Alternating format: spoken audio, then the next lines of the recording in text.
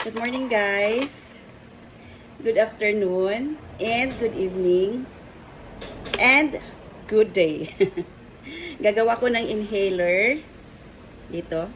This one is with peppermint, rosemary, and lagyan natin ng konting lemon. Pero mas madami po ang guys, peppermint. This is a kind of brain booster na inhaler. Tapos brain booster dahil meron siyang rosemary. And refreshing dahil sa lemon. Pero the best talaga gawa ng meron siyang peppermint. Takpan natin.